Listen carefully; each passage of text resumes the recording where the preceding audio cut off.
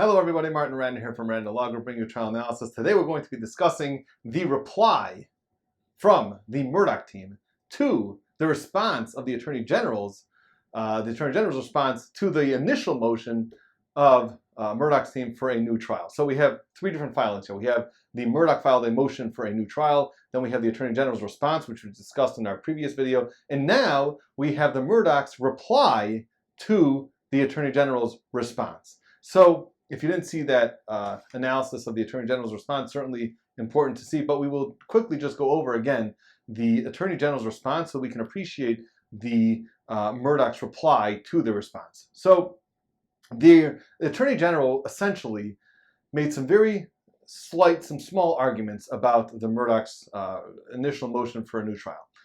They said, number one is that you have to understand that this is a Rule 29 motion. Rule 29 of South Carolina criminal rules of criminal procedure, and Rule 29B specifically is discussing motions for a new trial when you discover evidence after the trial. So that's how they're viewing the Murdaugh's motion for a new trial based on jury tampering. Then we said that there's the few requirements the Attorney General said that the Murdaugh team did not follow in order for a court to grant a motion for a new trial. One of them was that there needs to be an affidavit filed by Alex Murdaugh, and there was no affidavit filed. There was affidavits filed by jurors and by paralegals, but there was no affidavit by the accused himself, Alex Murdaugh, which is a requirement under the law. That was number one. And number two was that there's also another requirement that you have to have discovered this evidence after the trial, meaning you could not have had this evidence, you could not have discovered this evidence and just never brought it to light until after this trial, or if with the exercise of due diligence you would have discovered this evidence during the trial, before the trial, then it's not going to be an excuse either for a new trial after the trial. Okay, so that was their two arguments. Number one, we don't know when they discovered this, and they made a mention that Harpatulian gave certain press conferences and certain interviews where he suggested that he actually observed some of the jury tampering during the trial. And therefore they're saying, well, sounds like that you're acknowledging that you actually knew about this jury tampering before the trial concluded. And if you did, guess what? You're out of luck, because the opinion here, the opinion that they quoted in their response says that it has to be that the evidence you discovered was after the trial. So those are some of the arguments that the Attorney General made, and therefore their suggestion was that let's give another 10 days for the Murdaugh team to cure the procedural defects, and then we'll continue with the investigation by SLED, and maybe there is a need for an evidentiary hearing, etc. And that's how they essentially concluded. So they didn't attack the Murdaugh's motion for a new trial and saying that they're completely off base. They just said they're procedurally defective, fix your procedural defects, and then I guess we'll wait to hear what the objective findings of SLED were. So as you'll remember in my last video, I didn't believe that this should be analyzed under Rule 29, but that's how the Attorney General viewed this motion. So seeing the response, this is the reply, the Murdaugh's team reply to the Attorney General's response. So they start off saying the following: the state, unfortunately, has chosen to respond in bad faith to these serious allegations. So right off from the bat, they're calling the response of the Attorney General bad faith. Now, so right away, they're attacking the Attorney General, which I don't know if that is exactly the right way to go about this. I understand that someone's sitting in prison and that you want to show that you're very mad and you want to advocate for your client, but really, you're talking to judges, and judges look at the filings, and they've been around the block a few times. They understand how these things work, and they understand they deal with a lot of incarceration cases and motions for new trials and all this stuff. So if you're going to make an attack like that, there should be some basis for it. And if you look at the Attorney General's motion, there's no bad faith there. There is no bad faith. I mean, I read their response. There's no bad faith. It could be that they're mistaken. It could be that really this should not be analyzed under Rule 29, which I believe it shouldn't. But if that's what you feel, then the Murdaugh team should just say they're mistaken. They're sorely mistaken. Not that there's bad faith. Not that they maliciously are misrepresenting the law here. That's not what they're doing here. If you look through the motion, does not look like what they're doing. In fact, like I said, it sounds like they're being actually very nice. They're saying, look, you made some procedural defects.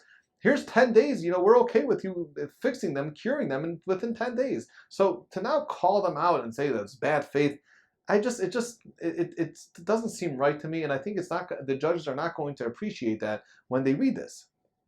So then they continue and they say, so the state invents a preposterous procedural requirement. I'm just, taking bits and pieces from their response.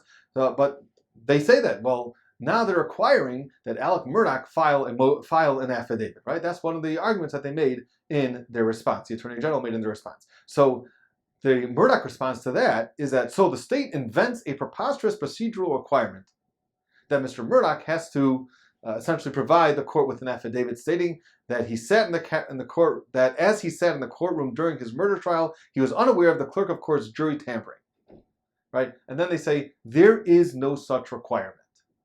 So the Murdaugh team is saying, you made it up. You're inventing this requirement. Now the problem with that argument is that the Attorney General is not inventing this. They didn't make this up. They didn't pull this out of their head. They quoted a case. They quoted State versus DeAngelis. And not only did they quote a case where just, happened to have mentioned this, it was very, very strong verbiage. And this is, I'll read it for you again. This is the quote from the DeAngelis case. And you tell me whether the Attorney General is making this up. This is the quote. It is essential to the consideration of a motion for a new trial based on after discovered evidence that such motion shall be supported by an affidavit of the accused himself. That is the quote of the case. Did they make it up? No, the case said that. So don't, if you're the Murdaugh team, don't say they're doing things that they're not doing. This is a judge who's reading it. You're not going to you're not pulling a fast one on the judge. They're just going to look at he's going to read the filings. He's going to see that case.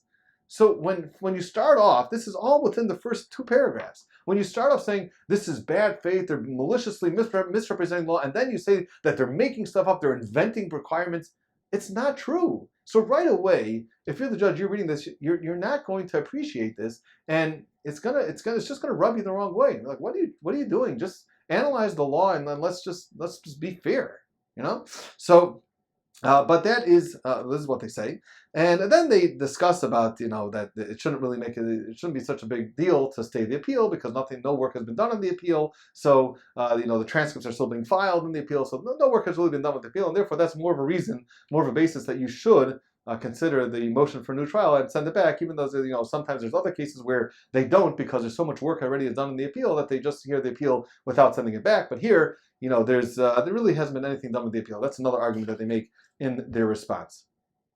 This is the Murdaugh team's response to the Attorney General's response. Okay, so then continuing on with their argument in their reply, they say, after citing cases from the 19th century for no apparent purpose other than to imply any witnesses who do not say what the state would prefer are Mr. Murdaugh's confederates who tend to perjury. So let's stop right there. So what are they referring to? As you recall, we spoke about this in the last video. The Attorney General started off their response with a quote from a number of cases which said that judges should be very cautious before just granting motions for a new trial. Why? Because, and this is a straight out quote from the cases, that there's always going to be new evidence that's discovered after a trial. That's just the nature of the game. There's always going to be evidence that are discovered. And if you're constantly going to be retrying cases because of evidence that was newly discovered, you're going to be constantly retrying the same case over and over and over again. That was number one reason. And number two is that you're really opening yourself up to perjury. Here you got a guy that was convicted. He's now going to spend the rest of his life in prison. And now, well, if we come up with some sort of way to discover new evidence after the trial, so now we're going to retry his case. So of course, you're basically opening the door for people to perjure themselves. So the opinion, the judges in that case was saying to other judges, you should be very cautious. Don't just grant motions for new trials without any problem. You should be very cautious about it.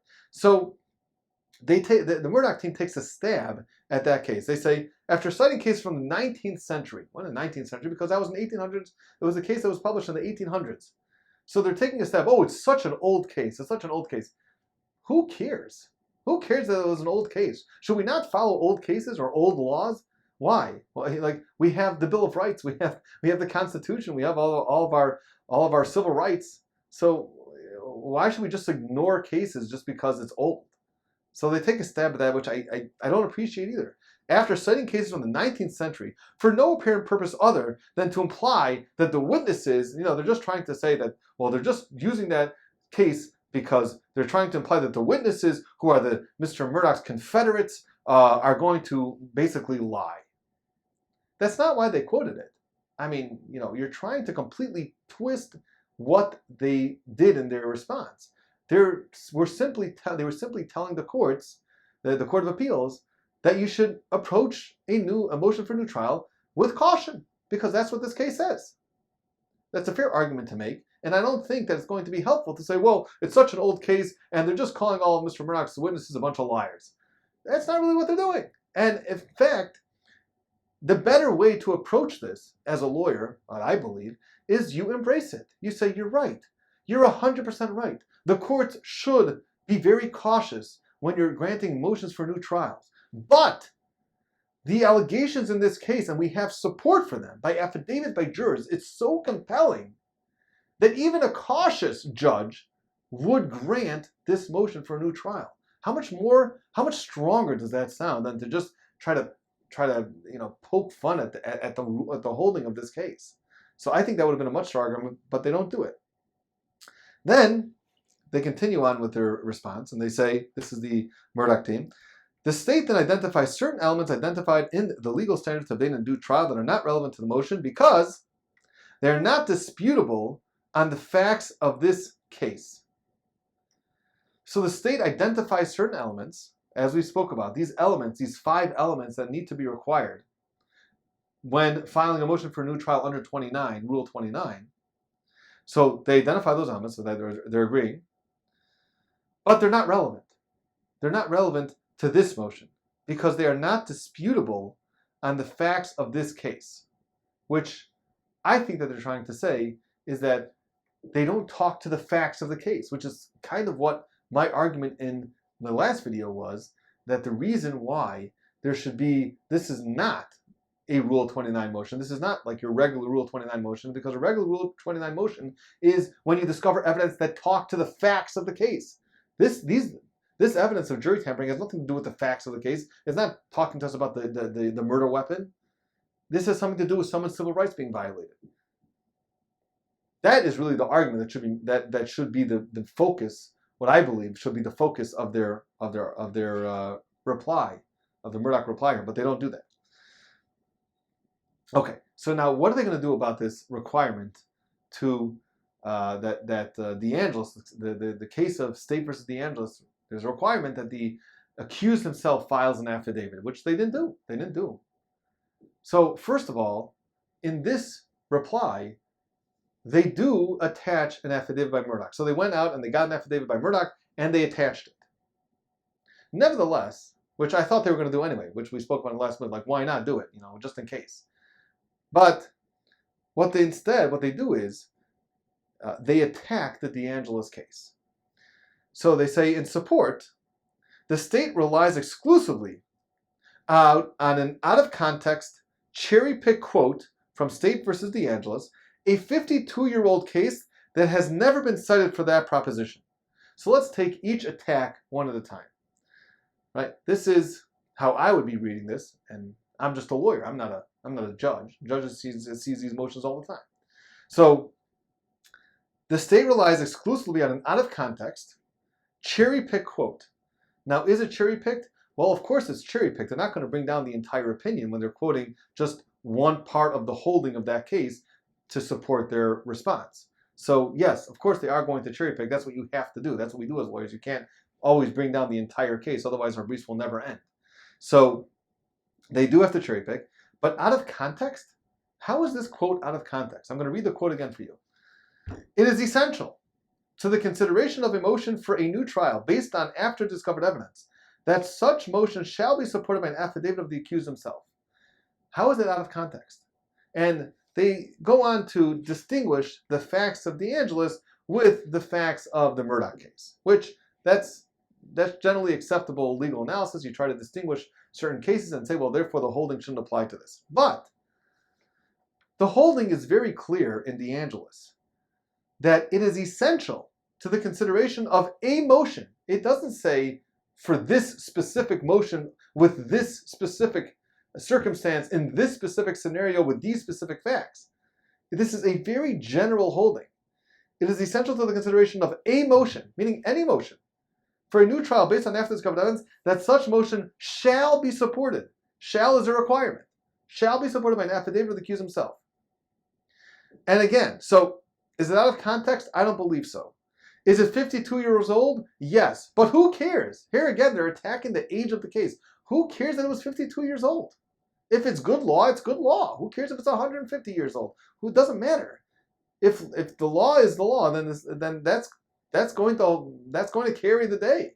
And in fact, I would argue that the older the law is, the better it is. If it's never been reversed or remanded or changed or modified. If it hasn't been changed or modified, so that's great indication that this is very good law. Otherwise, it would have been changed. So why? I don't think it helps them, the fact that they're saying, oh, it's a 52-year-old case. And then they say that has never been cited for that proposition. It has never been cited, meaning when after the De Angelis case came out, and it said that it's required that there be an affidavit of the accused himself in order to get a motion for a new trial granted. Right? So that case itself, the De Angelis case, has never been quoted by other cases. And this is what always happens, right? In the opinion of cases, you quote to other cases to support the holding that as the judge you're writing in your case.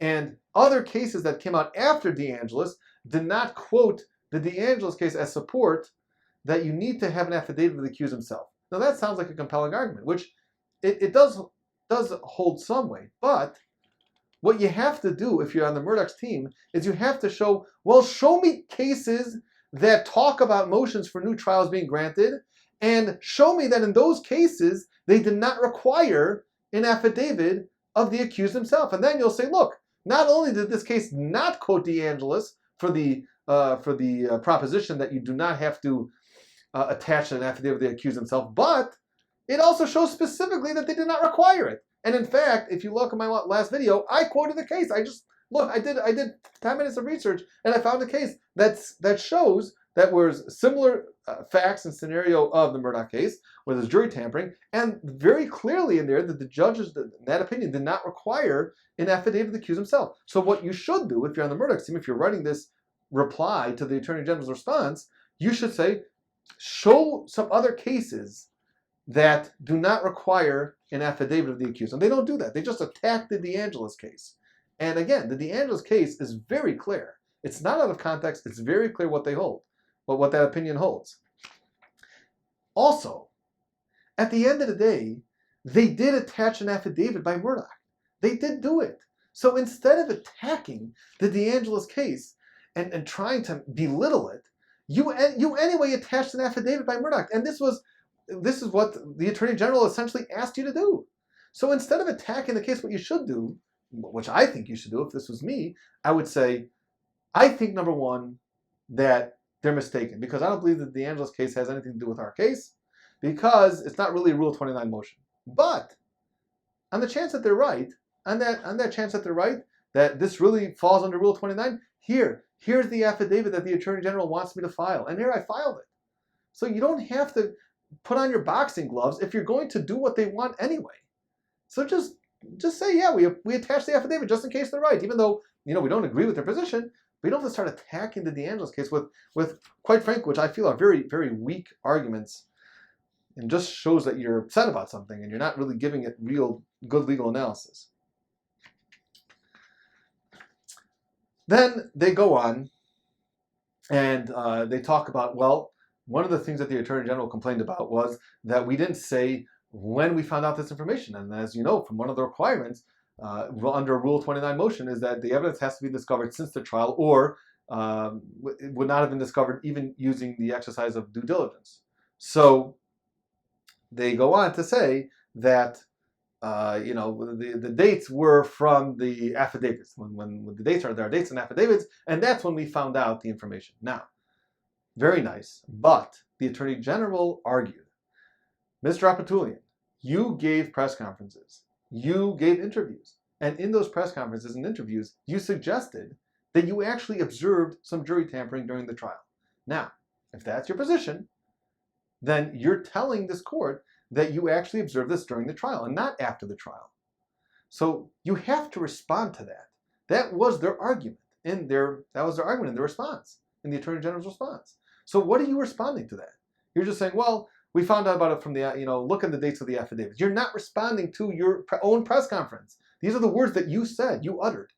So what is your response? So you could say, well, you're taking my words out of context. You could say you didn't understand the question. You can say that, you didn't really observe straight out jury tampering, but you had some sneaky suspicions about jury tampering. I mean, you've got to say something. I mean, that's what their argument is. Their argument is that you gave press conferences saying what you saw.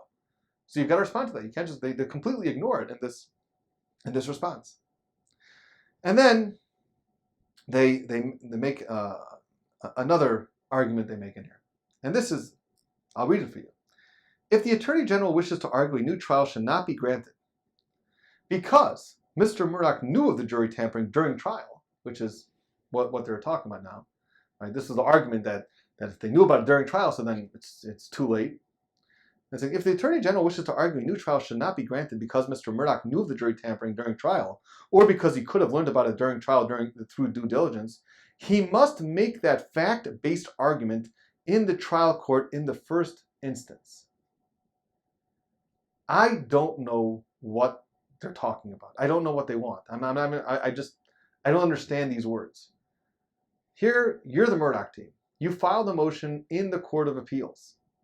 You're asking the Court of Appeals to stay the appeal and grant or send it back down so there can be a motion for a new trial, right? And you've got all this, you've got all your evidence, you've got your affidavits, but at the end of the day, you have to follow the check boxes. And one of the check boxes are that you have to follow these 5 requirements. If you want the Court of Appeals to stay the appeal and send it back to the trial court level, well, then you've got to satisfy these 5 requirements. And one of the requirements are that you have to prove that you have found out this information after the trial. So the Attorney General is simply saying, you didn't prove that because you acknowledged that you knew about this during the trial. What do they want the Attorney General to do here? I don't understand. That the Attorney General should make this fact-based argument in the trial court?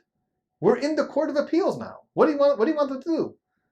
To say, stop, we're going to go down to the Court of Appeals, the trial court, so we can argue? You filed it in the Court of Appeals. So they're responding in the Court of Appeals. I don't follow this. Okay, let's move on.